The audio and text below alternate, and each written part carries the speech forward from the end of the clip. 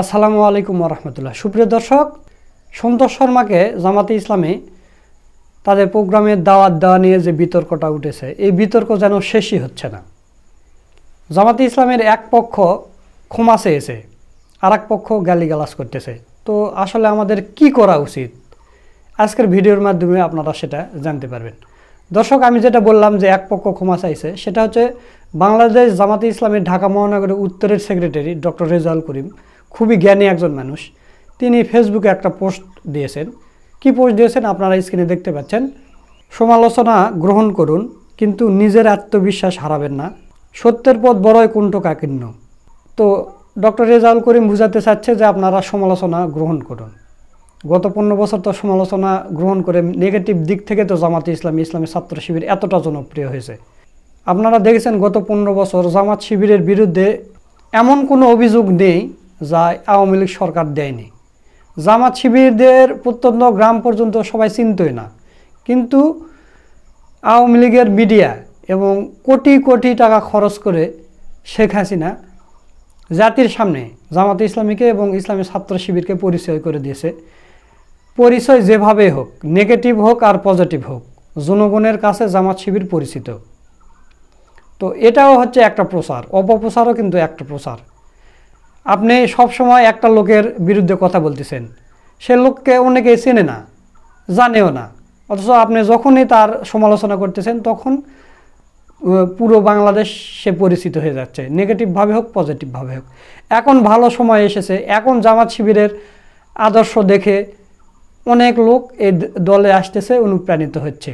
কিন্তু শেখ হাসিনা যদি এই গত 15 বছর ধরে জামাত ইসলামীকে নেগেটিভভাবে যদি উপস্থাপন না করতেন, যদি পরিচয় করে না দিতেন, তাহলে জামাত শিবিরকে কয়জন চিনত?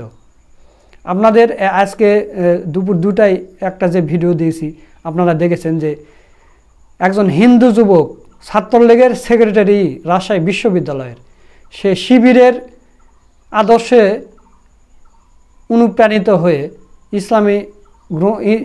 ইসলাম ধর্ম গ্রহণ করেছে, ছাত্রলীগের পদত্যাগ করেছে। চিন্তা করতে পারেন? তো এই কারণে ডক্টর রেজাউল করিম বলেছেন যে সমালোচনা গ্রহণ করতে শিখুন। তো সমালোচনা গ্রহণ করলে আমাদের পক্ষে ভালো। এই কারণে বলবো ভাই, আপনারা এ পর্যন্ত যত গালিগালাজ করেছেন দরকার নেই। পিনাকি, ইলিয়াস এরা হচ্ছে সেলিব্রিটি লোক, এরা একটা কথা বললে লক্ষ লক্ষ মানুষ শোনে সঙ্গে সঙ্গে। তো দরকার নেই এদের গালিগালাজ করার দরকার, ওরা যা বলে বলুক, আপনাদের কাজ আপনারা চালিয়ে যান। তো দর্শক, এই বিষয় নিয়ে গুরুত্বপূর্ণ আলোচনা করেছেন আমাদের বড় ভাই মোহাম্মদ সোলাইমান। তো চলুন আমরা তার ভিডিওটা একটু দেখে আসি। জামাত ইসলামের প্রোগ্রামে সন্তোষ শর্মার উপস্থিতির ঘটনা নিয়ে জামাতের রাজনীতিতে এখন নতুন মোড়। জামাতের একাংশ ক্ষমা চেয়েছে, আর একাংশ এখনো জাস্টিফাই করছে। এটা জামাতের রাজনীতির জন্য একটা বড় ধরনের ঘটনা। নেটিজেনদের সমালোচনা যে কি ঘটাতে পারে, জামাতের মতো একটা সুশৃঙ্খল ক্যাডার ভিত্তিক আনুগত্য প্রবণ সংগঠনকেও যে কোন পর্যায়ে নিয়ে যেতে পারে, এই কথিত রয়ের এজেন্ট সন্তোষ শর্মার ঘটনা নিয়ে সেটা প্রমাণিত হবে। একটু ব্যতিক্রমের ঘটনা, জামাতের জন্য অস্বস্তিকর ঘটনা ঘটেছে। দুইটা বিষয় মুখোমুখি দাঁড়িয়েছে। জামাত ইসলামীর ঢাকা মহানগরী সেক্রেটারি, ইসলামী ছাত্র শিবিরের সাবেক কেন্দ্রীয় সভাপতি জনাব ডক্টর শফিকুল ইসলাম মাসুদ একটা সাক্ষাৎকারে বলেছেন যে সন্তোষ শর্মা, তার শফিকুল ইসলাম মাসুদের বক্তব্যের সার কথা, সন্তোষ শর্মাকে দাওয়াত দেওয়ার ঘটনা সঠিক ছিল। পূজা উদযাপন পরিষদের সব সেক্রেটারি হিসেবে তাকে দাওয়াত দেওয়া হয়েছে। এখন পূজা উদযাপন পরিষদ এটা সংখ্যালঘুদের প্রতিনিধিত্বশীল একটা সংগঠন, তাদের সেক্রেটারিকে বাদ দিয়ে যদি সভাপতিকে বলি, তখন তো তারাই বলবে যে সেক্রেটারিকে বাদ দিয়ে সভাপতি বললেন কেন, সেক্রেটারিকে কেন বললেন না। অতএব এই বিতর্ক কেন জামাত নেবে, এই জন্য পূজা উদযাপন পরিষদের সেক্রেটারিকে বলেছে। শফিকুল ইসলাম মাসুদ পিএইচডি করেছেন, একজন শিবিরের সাবেক সভাপতি, কিন্তু তিনি যে এত হালকা, এত থার্ড ক্লাস যুক্তি দিতে পারেন, এটা আমি অবাক। এটা কোনো যুক্তি? মাথা ঠিক আছে ভাই? এগুলো কি? মানে আওয়ামী লীগের লোকজন তো গণহত্যা চালাতে গিয়ে ওই ধরনের ফালতু যুক্তি দেয়নি। এতটা ফালতু যুক্তি একটা সংগঠনের সভাপতিকে দাওয়াত দিতে হয় আপনি যদি বড় মানের কেউ হয়ে থাকেন, আর সেক্রেটারিকে হচ্ছে আপনি যদি তার চাইতে গুরুত্বপূর্ণ, একটু কম গুরুত্বপূর্ণ হন। সভাপতিকে দাওয়াত না দিলে প্রশ্ন ওঠে ভাই, সেক্রেটারিকে দাওয়াত না দিলে তো প্রশ্ন ওঠে না। এখন যেটা করেছেন এইখানে প্রশ্ন উঠতে পারে যে আপনি সেক্রেটারিকে দাওয়াত দিয়েছেন, সভাপতিকে দিলে তো আর বিতর্কটা হতো না। মানে এগুলো কোনো যুক্তি? সেক্রেটারি কি প্রধানকে দাওয়াত দিতে হয়, প্রধানকে বড় প্রোগ্রাম বা ভিপিদের কাছে তো প্রতিনিধিত্ব করবে সংগঠনের প্রধান সভাপতি, সেক্রেটারি না। যেমন জামাতকে যদি সরকার অতি গুরুত্বপূর্ণ কোনো প্রোগ্রামে ডাকে, তখন আমিরে জামাত নিজে যাবেন, আমিরে জামাতকে বলবেন। আর যদি একটু লেস ইম্পর্টেন্ট হয় তাহলে সেক্রেটারি জেনারেল যাবেন। এটাই তো। এখন জামাতের মতো একটা সংগঠন পুজো উদযাপন পরিষদকে দাওয়াত দিবে, তো সেখানে তো অনিবার্যভাবে সভাপতি দাওয়াত পায়, সেক্রেটারি কেন? শফিকুল ইসলাম মাসুদ এখানে ধরা পড়েছেন। এর মানে শফিকুল ইসলাম মাসুদের যে সমালোচনা, বিশেষ করে সন্তোষ শর্মার পেছনে তার যে দাঁড়িয়ে থাকা, এটা স্বাভাবিক। তিনি সঞ্চালক দাঁড়িয়ে থাকবেন, এটা স্বাভাবিক।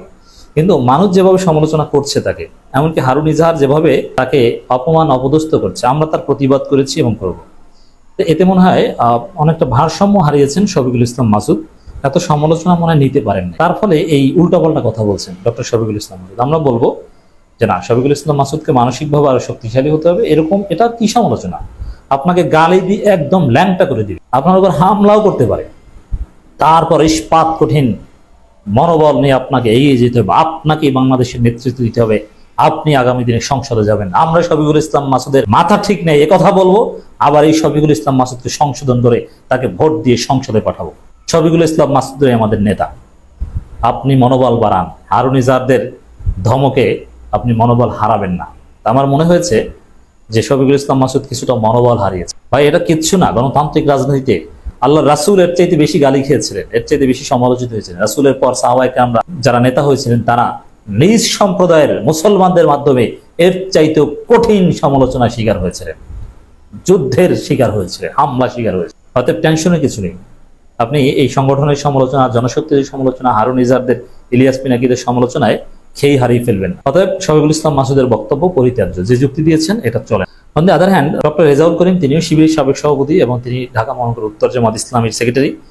তিনি যে বক্তব্য দিয়েছেন এটা সঠিক। তিনি ক্ষমা চেয়েছেন, দুঃখ প্রকাশ করেছেন, এটা ঠিক আছে। এবং জামাতের একটা অংশ এটা ভুল স্বীকার করছে। যদিও সামগ্রিকভাবে আমি গ্যারান্টি দিতে পারি, এই সন্তোষ শর্মাকে কোনো দিন আর জামাত ইসলামীর কোন প্রোগ্রামে কেউ দেখবেন না, লিখে রাখেন, আমি চ্যালেঞ্জ দিয়ে বললাম, কোনোদিন জামাত ইসলামের সন্তোষ শর্মাকে ডাকবে। এটার মাধ্যমেই তো প্রমাণিত হয় যে না, জামাত ভুল স্বীকার করেছে, এই ভুল আর করবে না, তাই না?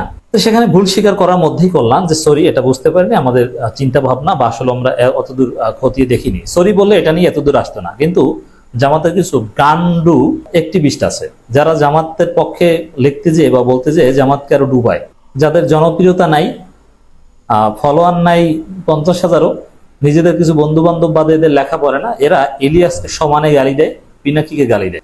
এরা গান্ডু, এদের শিক্ষাগত যোগ্যতাও তেমন নাই, এরা ছদ্ম নাম ব্যবহার করে।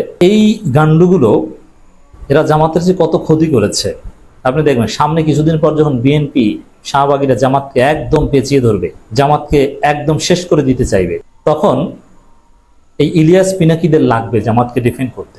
অতএব জামাতের একটা ভুলের বিরুদ্ধে ইলিয়াস পিনাকিরা বলেছেন, তারা যদি লিমিট ক্রস করে আপনি চুপ থাকেন, দেখ সামনে আপনার ইলিয়াস পিনাকি জামাতকে যে সার্ভিস দিতে পারবে, যে যেভাবে ডিফেন্ড করতে পারবে বিএনপির বা শাহবাগীদের হাত থেকে, ওই কথিত জামাতের অ্যাক্টিভিস্ট এই গান্ডুরা পারবে।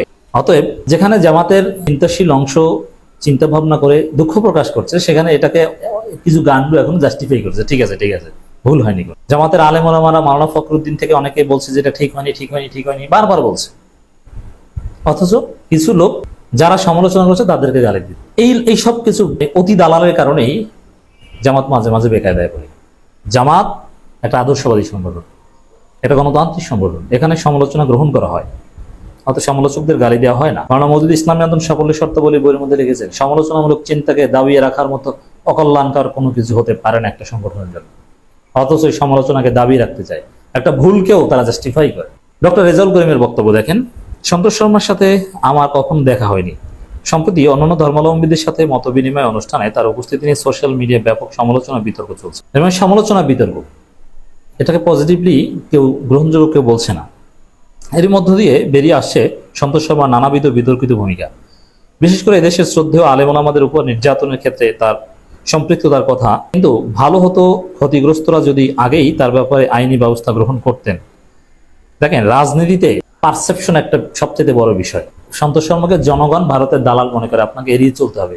আইনি ব্যবস্থা তার মধ্যে নেওয়া হোক বা না হোক, এই আইনি ব্যবস্থার কথা বলে আবার সন্তোষ শর্মাকে যেন ব্লাঙ্ক চেক দেওয়া না হয় যে না, তার বিরুদ্ধে তো যেহেতু মামলা নাই তিনি দালাল না। এটাও কিন্তু আর একটা সমস্যা। যাই হোক, ভালো হতো, এটা জরুরি না, ভালো হতো এটা বলেছে। তাহলে এরকম একজন ব্যক্তি হয়তো আমাদের প্রোগ্রামে আসার সুযোগ পেত না, আমরা আরো সতর্ক হতে পারতাম। এই অনাকাঙ্ক্ষিত ভুলের জন্য আমরা দুঃখ প্রকাশ। এইভাবে যদি জামাতের সবাই, কয়েকজন দায়িত্বশীল নেতা দুঃখ প্রকাশ করতেন, আজকে এই জামাতের কিছু কথিত গান্ডু এই ইলিয়াস পিনাকিকে জামাতের শত্রু বানিয়ে দিতে পারতো না। অতএব রেজাউল করিমকে আমি ধন্যবাদ জানাই যে তিনি দুঃখ প্রকাশ করেছেন, এটাই জামাতের সঠিক অবস্থান হওয়ার কথা। আর শফিকুল ইসলাম মাসুদরা সমালোচনার চাপে অনেকটা খেই হারিয়ে ফেলে উল্টোপাল্টা কথা বলছেন। আজকে আমি লিখছি, বাংলাদেশ জামাত ইসলামী একটা ইনসাফ ভিত্তিক সমাজ বিনির্মাণে বদ্ধপরিকর। আমাদের শীর্ষ নেতৃবৃন্দ নেতাকর্মীরা অকাতরে শাহাদাত বরণ করেছেন। তাই জামাত তার নীতি, আদর্শ, ঐতিহ্যের সাথে কোনো কম্প্রোমাইজ করেনি, করবে না ইনশাল্লাহ।